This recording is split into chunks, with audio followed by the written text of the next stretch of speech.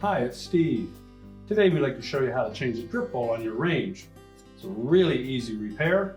Let me show you how we do it. So to begin, we'll make sure first of all that the element is cool to the touch. And we'll lift up on the outer edge of that element so that it disengages from the drip bowl. And while grasping the frame of the element, we'll pull it out. And while we have that out, take the time to inspect the terminals on the end of that. If there shows any signs of arcing or discoloration, you want to investigate that. You may need a new element, and you may also need a new terminal lock.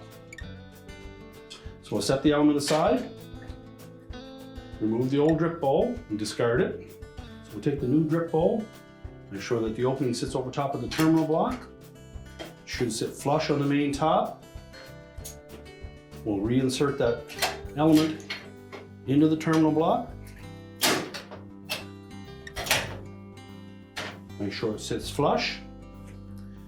Now, to maintain the life of the drip bowls, we suggest that you clean up any spills as soon as they happen. You can also wash those in a dishwasher. And your repair is complete.